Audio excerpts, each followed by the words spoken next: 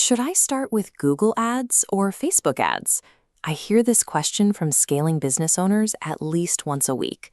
If you look online, you will find 100 experts giving you 100 different answers, leaving you completely paralyzed on where to place your budget. Often, the tiebreaker becomes price. You look at which platform offers the lowest cost per click and assume that is the safest bet for your first campaign. But buying cheap traffic without a clear strategy usually leads to a dashboard full of clicks and an empty cash register.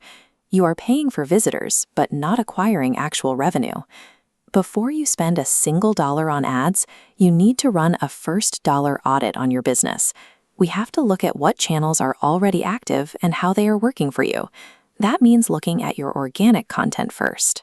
If you are posting regularly, we need to know if those posts are actually reaching people who do not already know your brand, or if you're just speaking to the exact same audience every week. Next, we have to look at your website. When people do find you, does your site clearly guide them to a purchase or a booking, or do they immediately bounce back to the search results? Once that foundation is solid, you can start looking at paid ads. But to make them work, you have to look under the hood of both Google and Meta to understand what their algorithms actually reward and penalize.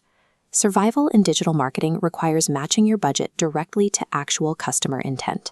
If you get that wrong, your first campaign will burn through its budget before you see a single sale.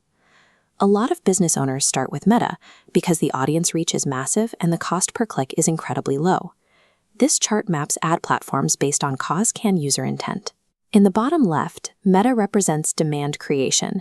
You show ads to thousands based on broad interests, but almost none have an immediate need right now. Operationally, this puts your business on the radar of people who didn't even know you existed 5 minutes ago. This mechanism is highly effective for building brand awareness. You are planting seeds so that when these people eventually do need what you offer, your name comes to mind first. The trade-off is time. Because you are waiting for a future need to arise, there is a long, highly unpredictable gap between paying for that click and generating actual revenue. If you are an established business planning for next year's growth, Meta is powerful, but if you need immediate customer acquisition to keep the lights on, this timeline is highly inefficient. That brings us to Google Search Ads, where the reality is a much higher initial cost for every single click you buy. Back at our chart, Google Search sits in the top right quadrant. High cost, but high intent, called demand capture. Instead of broad interests, you bid on the exact keywords people are typing into a search bar at this very second. The psychological state of a Google user is entirely different. They have an immediate problem and they are actively looking to hire a solution right now. You will pay a premium to get in front of them, but because their intent is so high, a much larger percentage of those clicks turn into immediate sales. When you measure your results by the cost to acquire an actual customer, paying a higher price for high-intent traffic is drastically cheaper than buying thousands of low-intent clicks. But whether you choose Google or Meta, both platforms share a trap. They offer user-friendly, automated interfaces designed specifically to get beginners to launch ads in minutes. These default settings maximize the platform's revenue, not yours. They distribute your budget as broadly as possible, leaving your campaigns sputtering and stalling out. This creates what I call the learning penalty. The learning penalty is the exact cost of letting a platform's algorithm use your real money to figure out through trial and error who might actually want to buy from you. Without applying strict manual constraints on who sees your ads, your daily spend simply evaporates on irrelevant users and poorly matched search terms. The machine has massive potential, but it requires an active driver.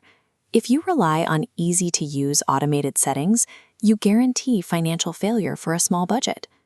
The reality of digital marketing is that there is no single magic channel you can pick that will solve all of your customer acquisition needs forever. Here is the ideal end state: a marketing ecosystem where multiple platforms work in tandem, feeding traffic toward a single conversion goal. Each player has a role. Meta creates demand by introducing your brand, and Google captures that demand when they are ready to buy. By layering these channels deliberately, you avoid the trap of scattering your ad spend randomly across the internet. True scalability happens when you understand how one platform passes the baton to the next, rather than forcing them to compete against each other for the same initial click. But let's return to your current reality. You have 0 active ads, a limited budget, and you need to generate a return quickly. Remember the golden rule for your first campaign. Evaluate your success based entirely on your cost per customer, never your cost per click. This decision tree shows the exact path. If you need immediate customers, follow the yes path directly to your first move, Google Search Ads. Once those generate a reliable profit, you move to the next phase, layer in meta ads for brand awareness. You do not need to be on every platform from day one. Start where the intent is highest, prove your return on investment, and build your ecosystem outward from there.